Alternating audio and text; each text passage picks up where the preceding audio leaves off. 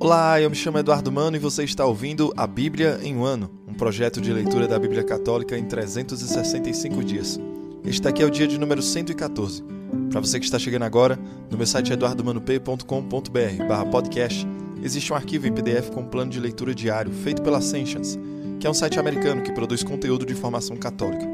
Estarei me utilizando da Bíblia Ave Maria, porque acredito será de mais fácil acesso para você, e os comentários que farei são do Padre Mike Schmitz, além das notas das Bíblias de Estudo Católicas. Hoje iremos ler o livro de 1 Samuel, capítulo 23, além do Salmo 53 da Bíblia Ave Maria.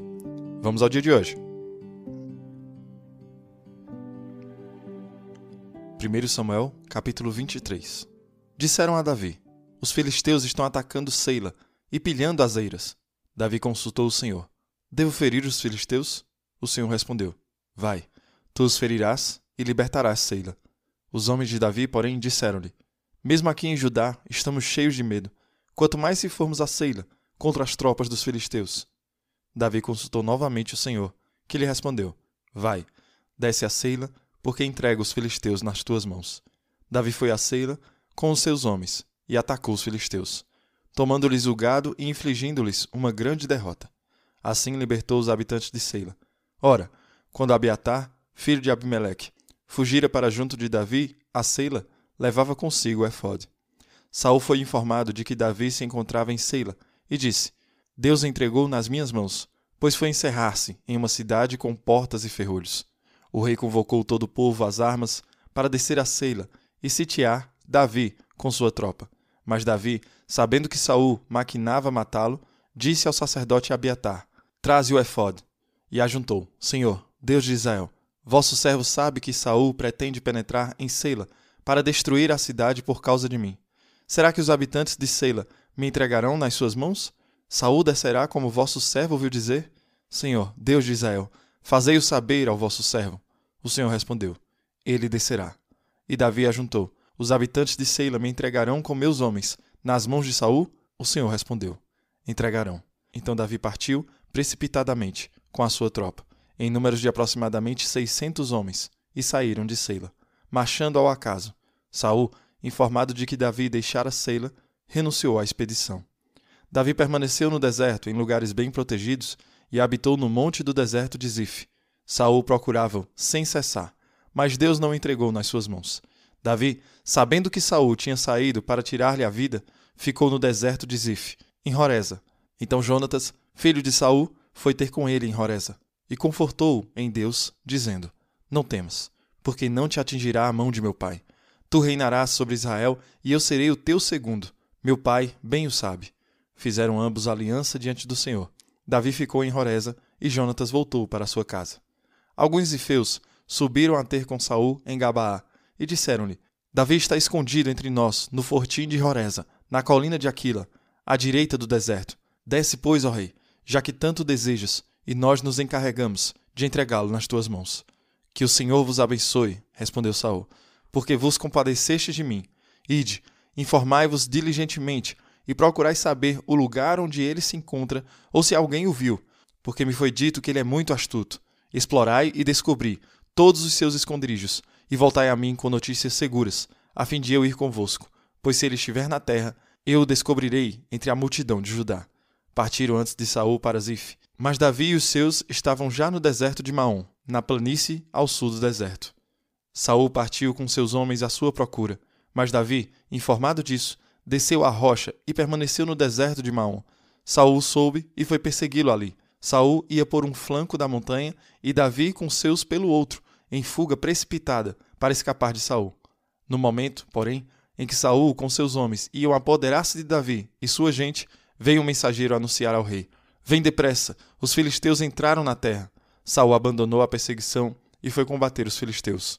Por isso, a aquele lugar foi dado o nome de Rocha da Separação. Salmo 53, da Bíblia Ave Maria. Ao mestre de canto, com instrumentos de corda, hino de Davi. Quando os zifeus vieram dizer a Saul: Davi encontra-se escondido entre nós. Pela honra de vosso nome, salvai-me, meu Deus. Por vosso poder, fazei-me justiça. Ó meu Deus, escutai minha oração. Atendei às minhas palavras. pois homens soberbos insurgiram-se contra mim. Homens violentos odeiam a minha vida. Não tem Deus em sua presença. Mas eis que Deus vem em meu auxílio. O Senhor sustenta a minha vida. Fazei recair o mal em meus adversários e, segundo vossa fidelidade, destruí-os. De bom grado irei oferecer-vos um sacrifício. Cantarei a glória de vosso nome, Senhor, porque é bom, pois me livrou de todas as tribulações e pude ver meus inimigos derrotados. Muito bem, 1 Samuel 23 tem algo de muito poderoso aqui. No início deste capítulo temos Davi salvando a cidade de Seila.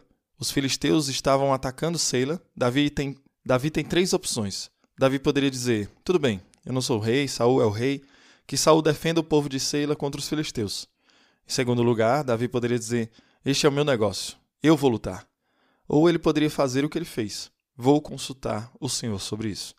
É interessante porque temos isso acontecendo repetidas vezes. Nós temos de um lado um grupo de pessoas ou um líder de pessoas que não consultam o Senhor. E do outro temos Davi, que diz, eu realmente preciso pedir ao Senhor primeiro. Então o que acontece é bastante notável. Há pessoas em que Davi confia, que dizem, não vamos fazer isso. Então Davi apela ao Senhor novamente.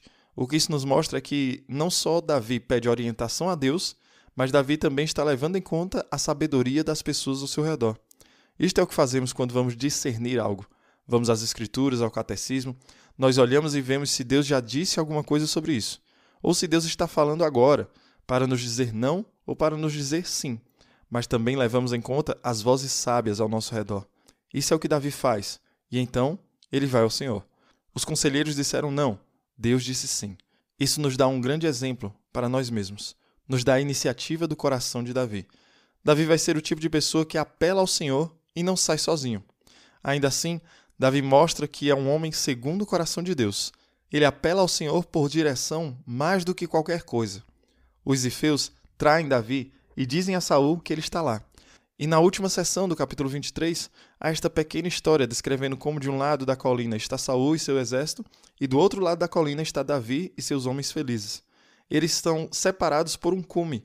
Se Saul soubesse que o futuro rei Davi estava do outro lado desta cordilheira, ele poderia simplesmente ter atravessado a cordilheira e atacado. Deus envia mensagem até Saul de que os filisteus estavam atacando, então Saul teve que voltar para combatê-los.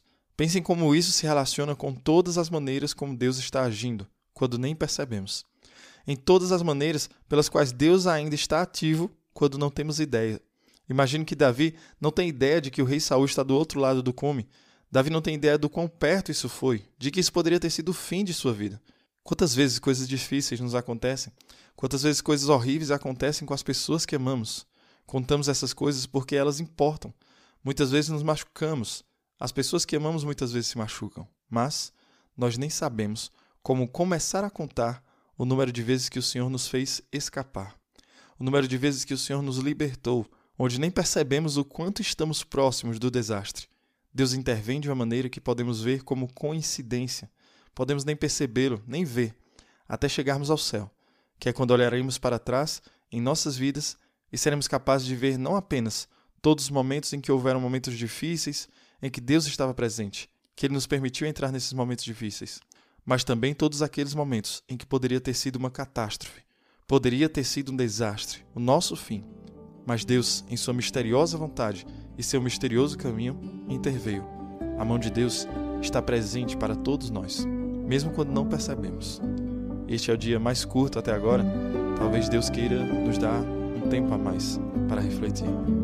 Agradeço imensamente por sua companhia até aqui. Que Deus abençoe você e reze por mim. Até amanhã.